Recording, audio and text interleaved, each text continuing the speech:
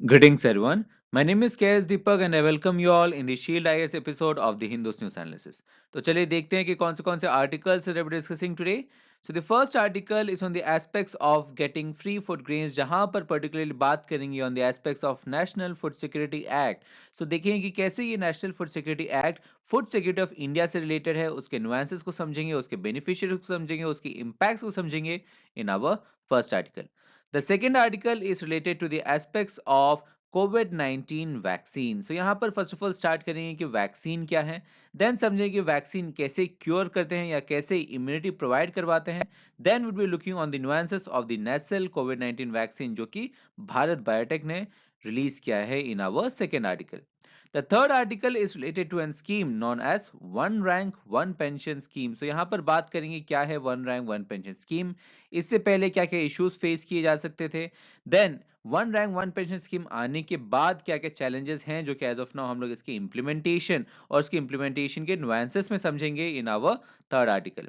And as usual the fourth one is on the quiz of the day.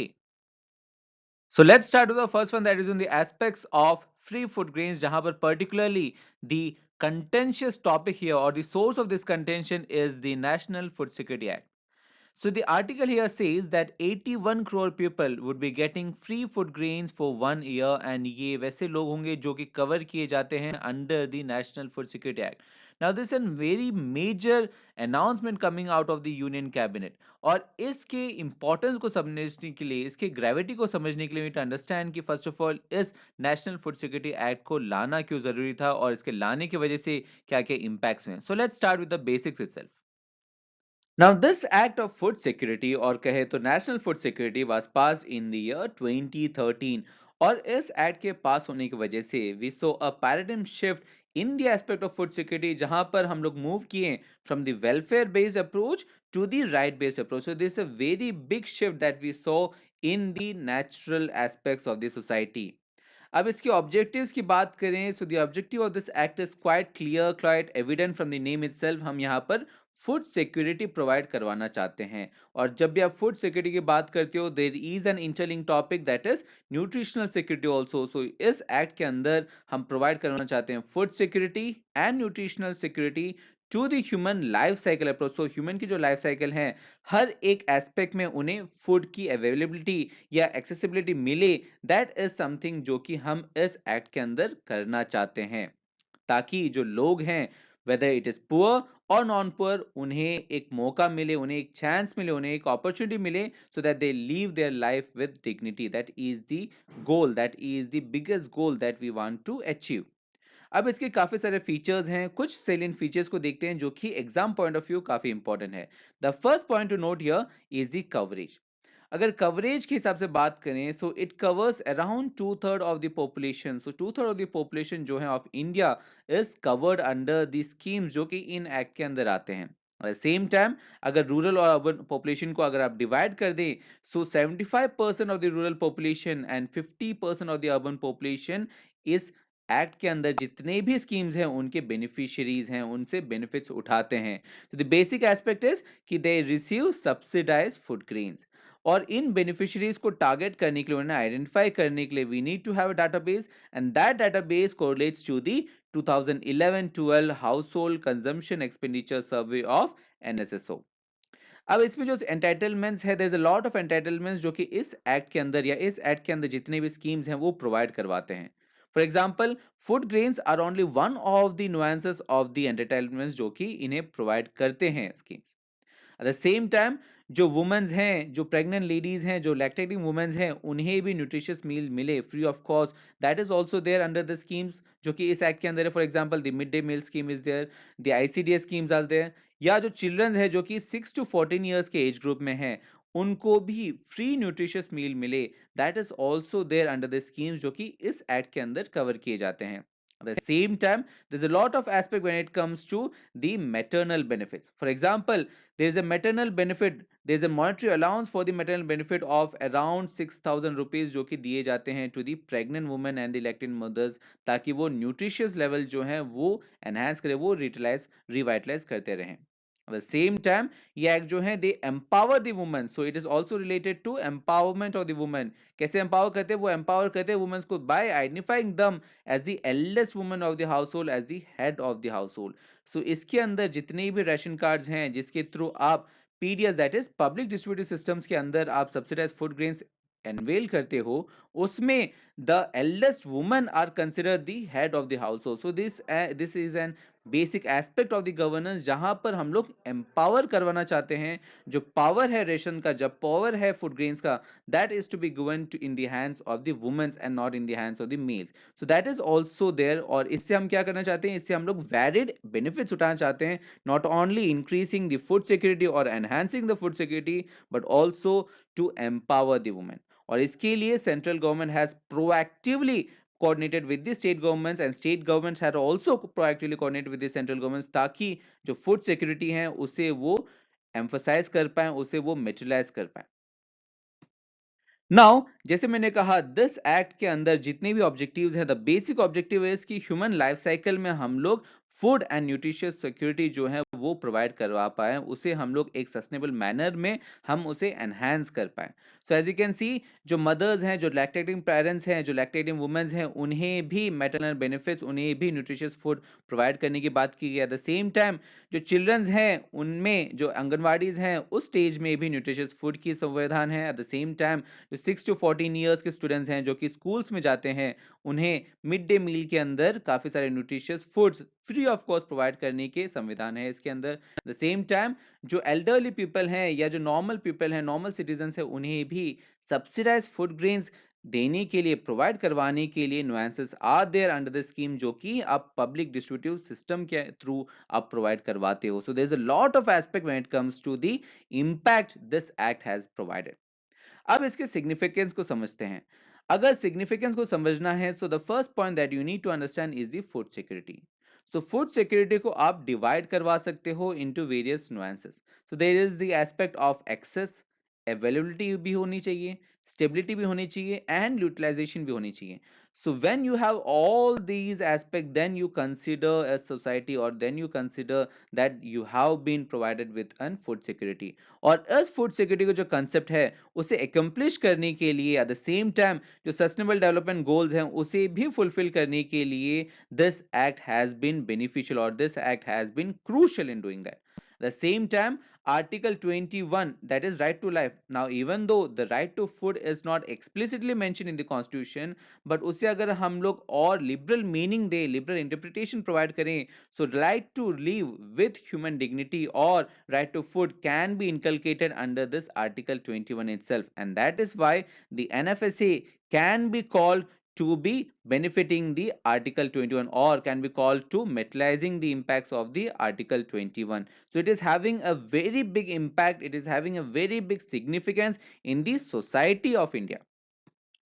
अब देखते हैं इस act के क्रिटिसिज्म को, क्योंकि क्रिटिसिज्म समझना भी इंपॉर्टेंट है when it comes to UPSC. So let's start with the lack of transparency.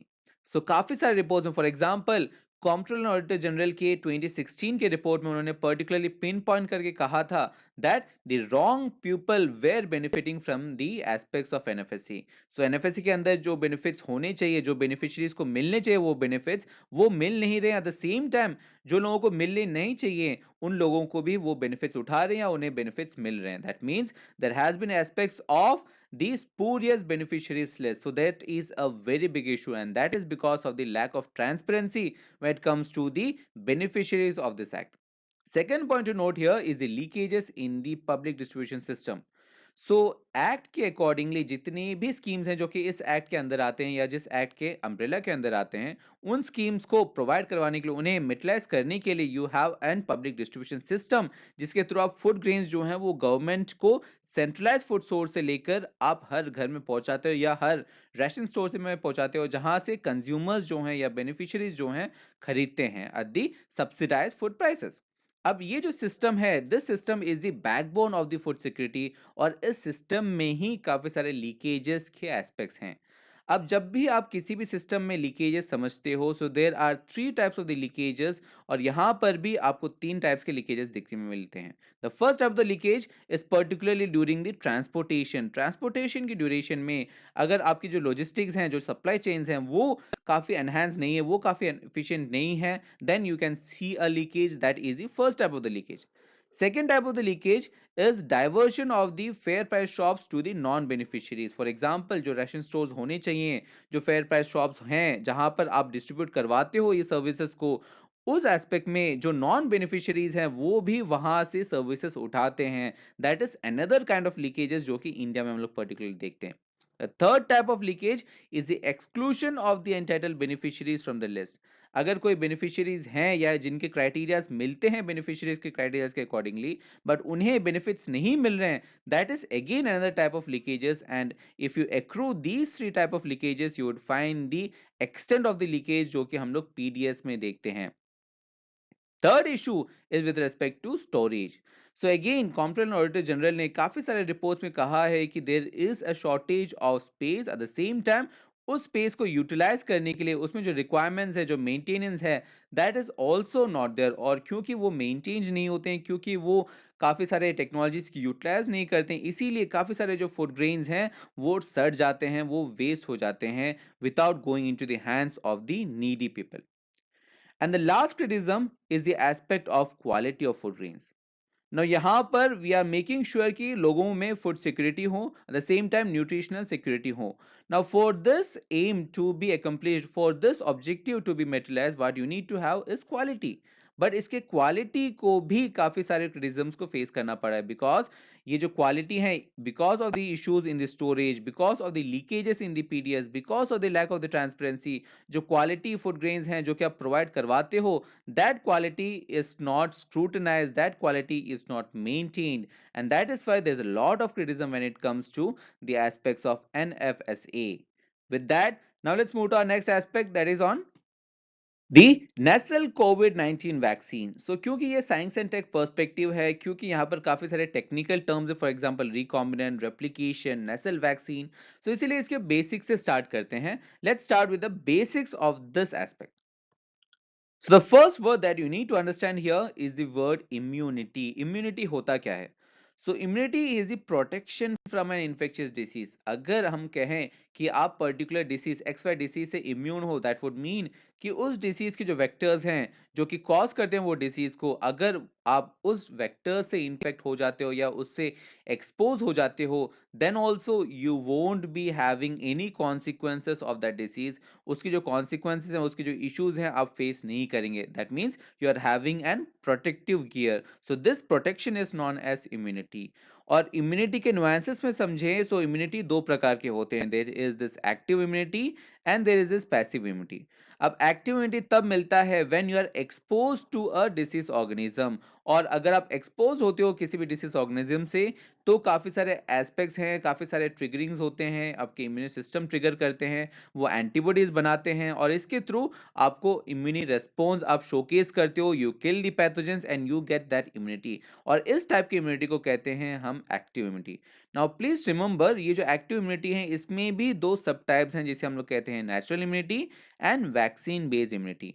अब नेचुरल इम्यूनिटी जो है वो तब आपको मिलता है जब आप नेचुरली एक्सपोज होते हो to any disease organism. But अगर आपको एक्सपोज करवाया जाता है through any other issues, for example vaccine के थ्रू अगर आपको एक्सपोज किया जाता है, then that immunity that you get is known as vaccine induced immunity. Now whichever the case may be, vaccine हो या नेचुरल एस्पेक्ट हो, whichever the case may be, active immunity जो है वो लॉन्ग टर्म तक रहते हैं, सो it is long lasting and काफी सारे टाइम्स में it can be life long also. Then the second type of immunity is known as passive immunity. अब passive immunity तब आपको मिलता है, तब आप प्राप्त करते हो जब a person is given antibodies to a disease rather than producing it. So यहाँ पर आपको expose नहीं करवा रहे हैं to an disease organism, but जो antibodies मिलते हैं या जो antibodies immune system response में बनाते हैं to this exposure, उसको आप directly किसी person में administer करते हो और उसके through जो immunity मिलता है, that immunity is known as passive immunity. Now the difference when it comes to active immunity and passive immunity is कि active immunity can be long lasting and lifelong, but passive immunity जो है वो few weeks से few months vary कर सकते। For example जो newborn baby है, they acquire some passive immunity from the mother through the placenta, so this is an example of passive immunity. So there are this type of immunity, and जो vaccine के through हम लोग immunity response create करना चाहते हैं या immunity हम लोग लाना चाहते हैं, that is known as vaccine induce immunity, जो कि एक्टिव इम्यूनिटी का ही सब पार्ट है। The second word here that you need to understand is the word vaccine. So vaccine क्या है? So vaccine एक kind of chemical preparation है जो कि यूज किए जाते हैं ताकि हम लोग स्टिमुलेट कर पाए बॉडी के इम्यूनी रिस्पॉन्स को against a disease. So for example मान लीजिए, let's take the example of चोर पुलिस। चोर पुलिस का एग्जाम्पल मान लीजिए, अगर पुलिस को पता होना चाहिए, अगर पुलिस को पकड़ना है किसी चोर को, so that person, that authority needs to know the nuances of the चोर और द थीफ। और यहां पर वैक्सीन क्या करता है? वैक्सीन एक काइंड ऑफ ड्रिल के तौर पे, जैसे एक काइंड ऑफ एक्टिविटी करवाते हैं जहां पर वो इंफॉर्मेशन देता है अथॉरिटीज को या आपके सेल्स को, इम्यूनी सिस्टम को इंफॉर्मेशन देता है कि फलाना फलाना एंटीजन जो हैं वो आ सकते हैं, और अगर आए तो आपको ये एंटीबॉडीज बनाने हैं। So that aspect is provided by vaccine, and that simulation is something जो कि वैक्सीन से क्रूशियल है, जो कि हम लोग कोविड-19 में भी करवाने की कोशिश कर रहे हैं। अब let's talk about what is in the vaccine. Vaccine के अंदर क्या होता है? नाउ वैक्सीन जो है काफी सारे पर्पसेस सर्व करते हैं। फॉर एग्जांपल वो इम्यूनिटी प्रोवाइड करवाते हैं, at the same time vaccine जो है वो सेफ होना चाहिए, उनकी जो लास्टिंग सेंस है या जो शेल लाइफ है वो भी लॉन्ग लास्टिंग होनी चाहिए, eight the same time they should be effective also. और क्योंकि काफी सारे पर्पसेस हैं जो कि उन्हें सर्व करने हैं, इसीलिए काफी सारे चीजें हम लोग ऐड करते हैं।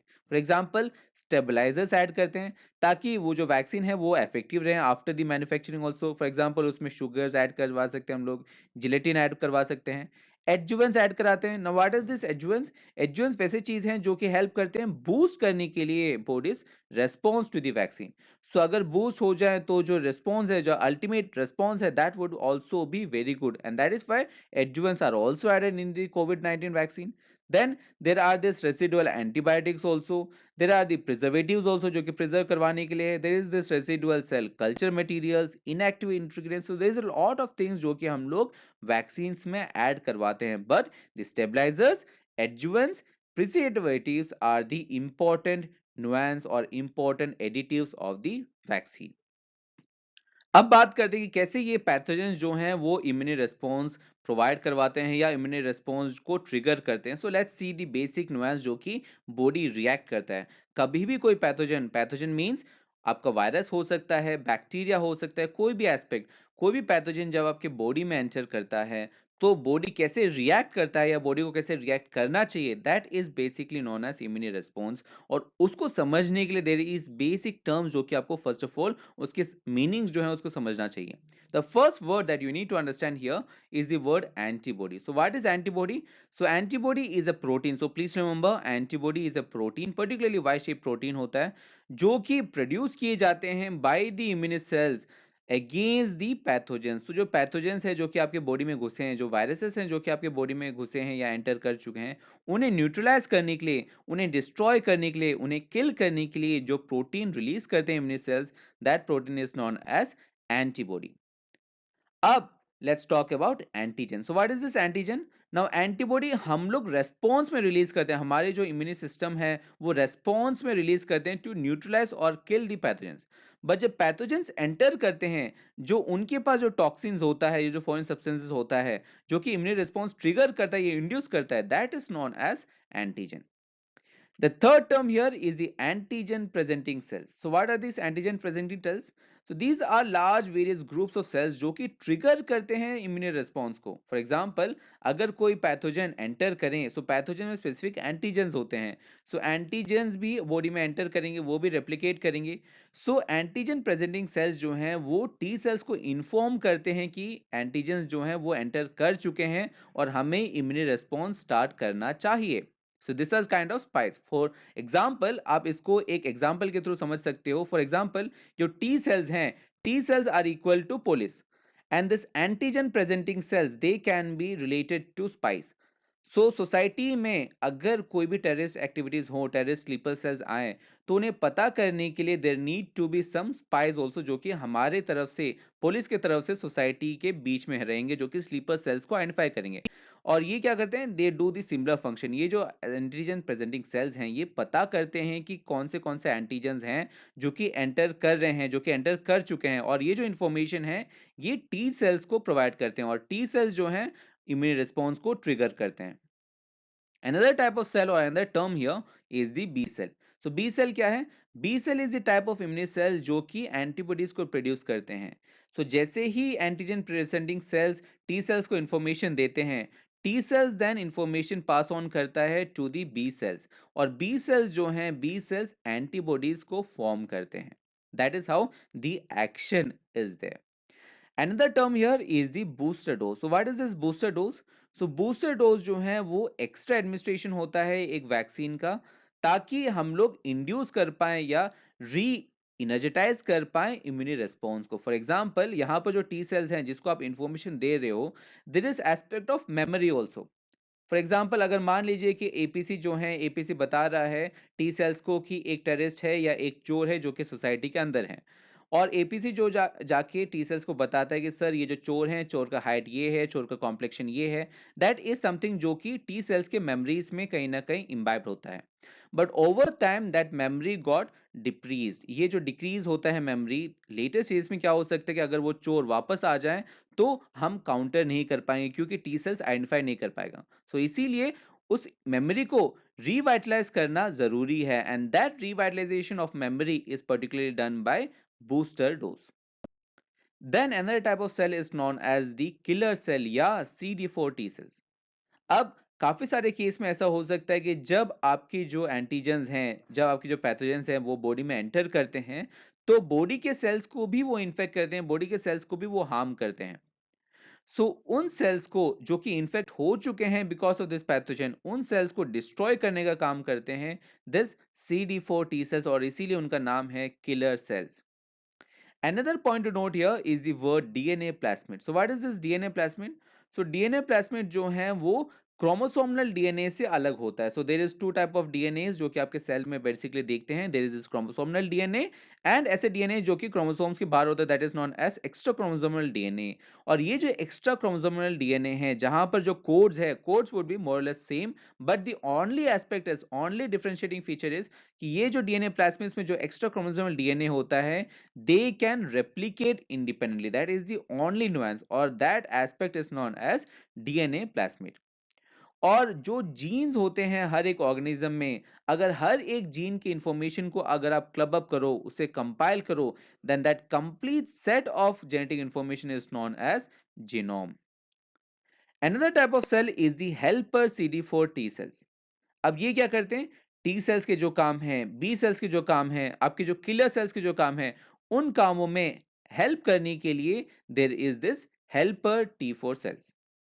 देन ये जो सेल्स हैं, these all features togetherly form the immune system. Another point or another term that you need to understand here at this point is the messenger RNA or mRNA.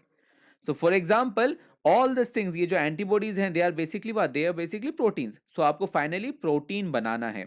So protein बनाने के लिए it's similar to cooking a food. किसी भी खाने को, किसी भी dish को आपको बनाना है, so you need to understand कि first उसमें कितने मसाले पड़ने चाहिए, कितने salt आने चाहिए, and that information is stored in the DNA. वो information DNA में stored होता है। So कैसे आप उस storage information को निकाल के कैसे आप प्रोटीन बनाओगे? So इस information को आप first of all, ये जो है ये कन्वर्ट होता है into mRNA, that is messenger RNA, and mRNA से इट गॉट्स कन्वर्ट और it leads to the formation और सिंथेसिस ऑफ द प्रोटीन जो हमें जरूरत होती है। So that is the whole process जिसके थ्रू प्रोटीन्स जो है बॉडी में सिंथेसाइज होता है, and that is the role of mRNA. Another word that you need to understand at this point is the word viral vectors. अब viral vectors क्या होते हैं? Viral vectors टेलर्ड वायरस होते हैं ताकि हम लोग डिलीवरी कर पाए of an infective viral gene. So for example मान लीजिए कि आपको कोविड-19 वायरस को आपके किसी भी बॉडी में एंटर करवाना है। सो अगर डायरेक्टली अगर आप एक्सपोज कर दोगे, so the consequences would be काफी हार्श होंगे, वो काफी ग्रूसम हो सकते हैं। सो आप क्या कर सकते हो, आप एक वायरल वेक्टर चूज कर सकते हो, जहां पर जो वायरस है उसे आप टेलर करते हो, उसके जो पैथोजेनिक एक्टिविटी है या उसकी जो कॉन्सिक्वेंस है उसे आप कम कर सकते हो, and then you can administer that vector into any body. So दैट आप उसके सिम्टम्स को स्टडी कर पाओ, आप इम्यून सिस्टम ट्रिगर कर पाओ, and that aspect is known as viral vectors. अब इन एस्पेक्ट्स को समझने के बाद अब देखते हैं कि बॉडी में इम्यून सिस्टम या इम्यून रिस्पॉन्स कैसे होता है।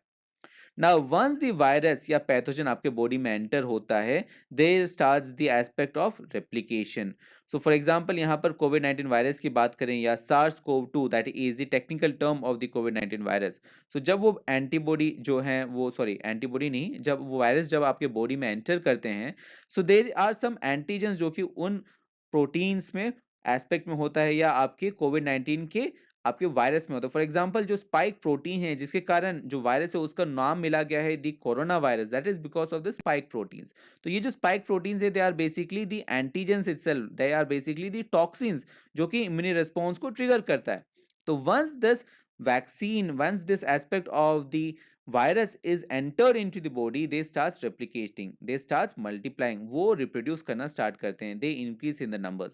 जैसे ही वो increase होते हैं, this information is kind of gathered by the antigen presenting cells, वो इस information को gather करते हैं और वो information को gather करके वो then they target, they pass on this information to the T cells, then T cells क्या करते हैं, T cells B cells को pass on करते हैं उस information को, B cells क्या करते हैं, B cells antibodies बनाते हैं, and अगर कोई सेल इन्फेक्ट हो चुका है ड्यूरिंग दिस प्रोसेस उसे मारने के लिए we also have the killer T cells, और इन सब सेल्स को हेल्प करने के लिए we do have the helper CD4 sales.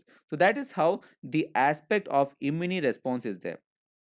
और इस रिस्पॉन्स के थ्रू आप दो टाइप के इम्यूनिटी को आप गैदर करने की कोशिश करते हो, आप काइंड ऑफ प्रोड्यूस करने की कोशिश करते हो। The first type of immunity is the cell mediated immunity, जहां पर ऐसे सेल्स जो कि इन्फेक्ट हो चुके हैं, जो कि डिस्ट्रॉय हो चुके हैं, जो कि इन्फेक्ट हो चुके हैं बिकॉज ऑफ द पैथोजेंस, उन्हें डिस्ट्रॉय करते हो using the killer CD4 T sales.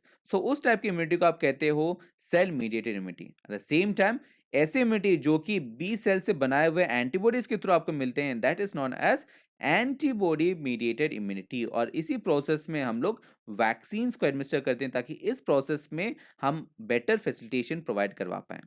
With that understanding, now let's move to our next aspect on the types of the vaccines.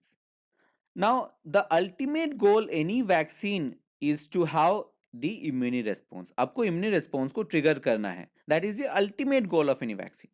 और ये ultimate goal of in vaccine को trigger करने के लिए वो रिस्पॉन्स लाने के काफी सारे तरीके हो सकते हैं, and depending on the path that you are using, depending on the path that you are choosing, you can differentiate the vaccines.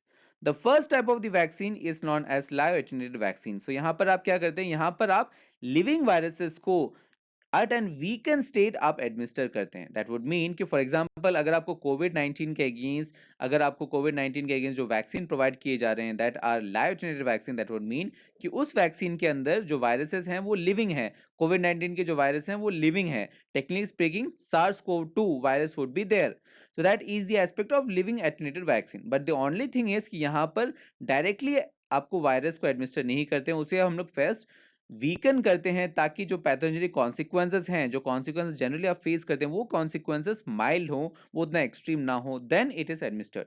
That is the aspect of attenuated vaccine.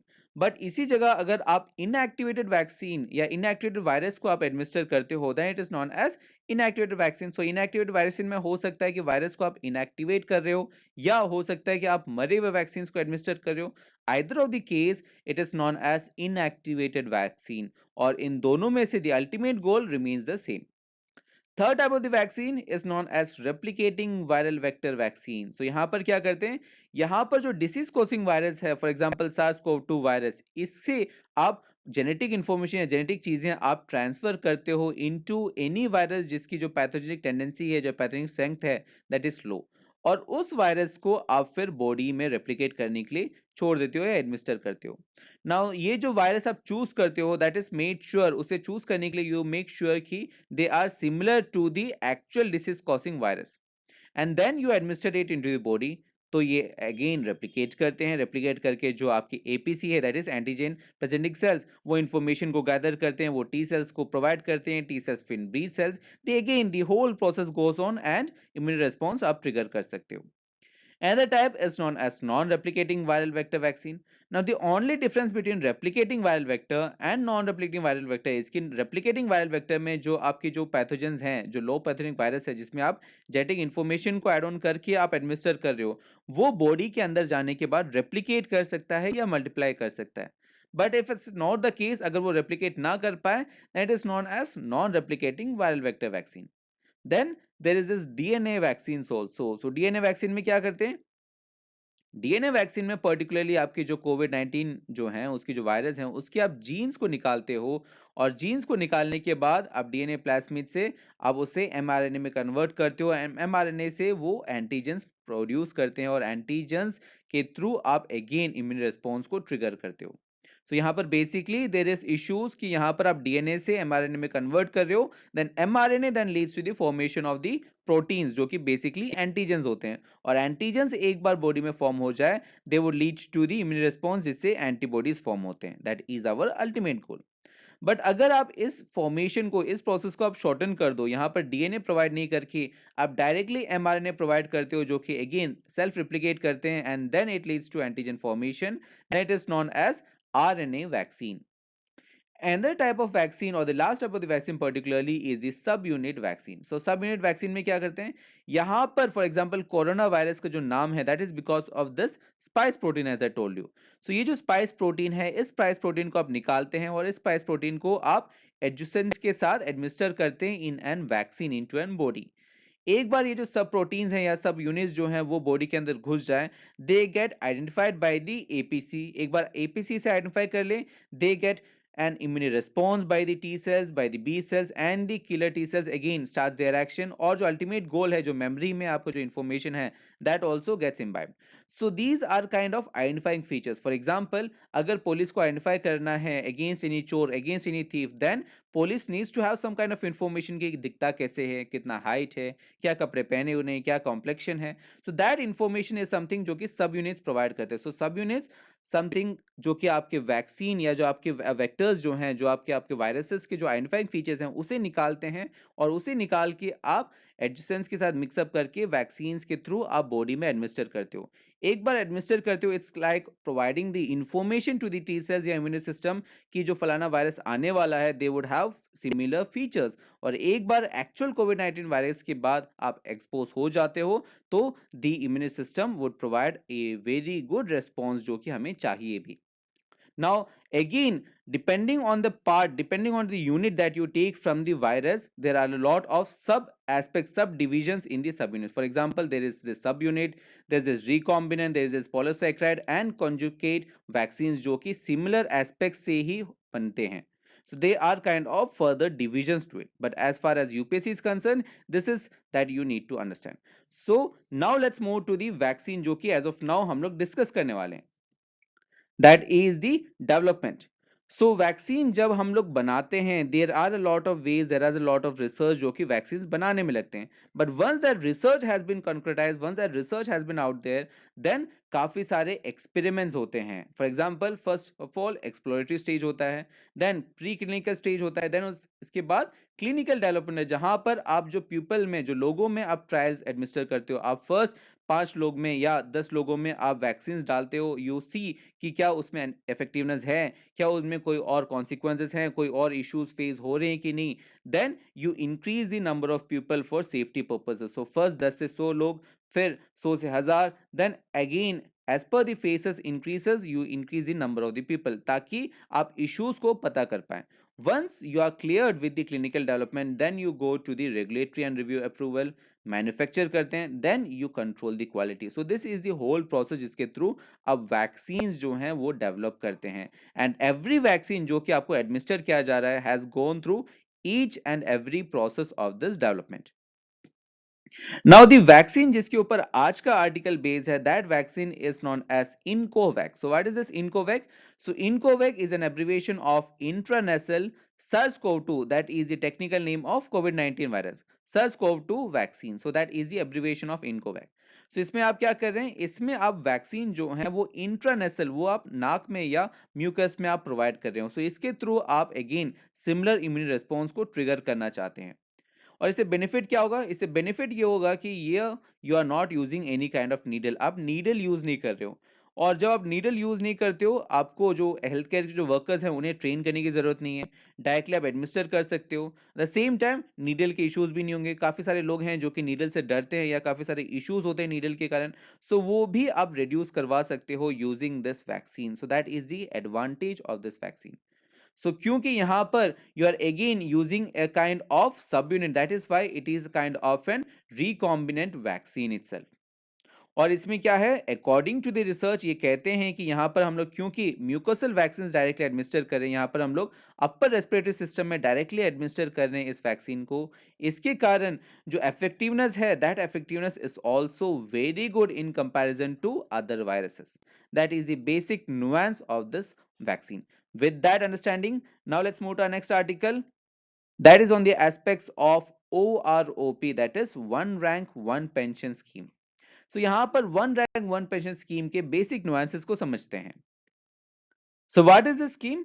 सो इस स्कीम में हम लोग सेम पेंशन प्रोवाइड करवाना चाहते हैं to the military officers जो कि same rank के होते हैं और जिनका जो लेंथ ऑफ सर्विस है वो भी सेम होता है, and we won't be concerned about their date of the retirement. That is the basic feature of the scheme. So इससे पहले जब भी कोई पर्सन, जब भी कोई सर्विस पर्सन, सर्विसमैन रिटायर होते थे, so there would be aspect of pay commission बैठते थे और पे कमीशन के रिकमेंडेशन के बेसिस पर उन्हें पेंशन प्रोवाइड किया जाता था। अब अगर 10 स्कीम की बात करें, इस स्कीम के बेनिफिशियरीज की बात करें, so the Uttar Pradesh and the Punjab would be the highest states in terms of the numbers जो कि बेनिफिशियरीज हैं इस स्कीम के अंदर। और यहां पर वैसे आर्म फोर्स के पर्सनल्स कवर किए जाते हैं जो कि रिटायर हो चुके हैं टिल दी जून 2014। अब इसका जो इंप्लीमेंटेशन है, that was because of the recommendation of an committee and highly powered committee and highly comprehensive committee known as Koshyari committee. Now देखते हैं कि इस पेंशन स्कीम के होने से पहले क्या था नुआंसेस। सो अगर इस स्कीम से या इस स्कीम के पहले की सिचुएशन को अगर बात करें, so they use to be different with respect to the date of the retirement. Date of the retirement के हिसाब से जो पेंशन है, पेंशन भी वैरी करता था।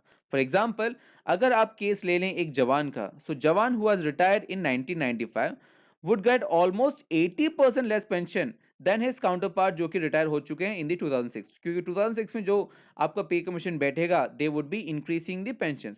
सो यहां पर एक डिस्पैरिटी देख रहे हो depending on the day they gets retired. The similar aspect is also seen in the commissioned officers also. But क्योंकि स्कीम आ चुका है, तो स्कीम आने के बाद क्या हो रहा है, अगर कोई ऑफिसर है जो कि 15 साल सर्विस में रह चुका है and if he is retiring, he और she is retiring in 2000, so उनको जो पेंशन मिलेगा that would be same to the officer जो कि रिटायर हुआ है in the year 2010।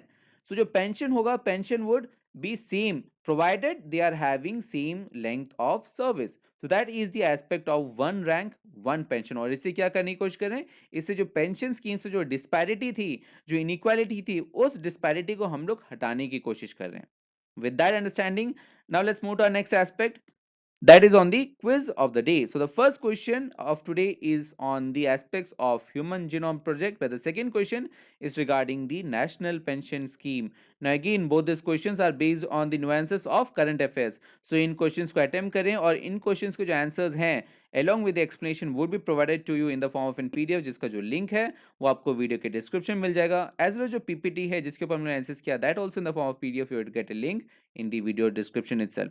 So stay tuned for more content, study hard, work hard, but most importantly, stay safe. We'll be doing the same for you guys. See you tomorrow.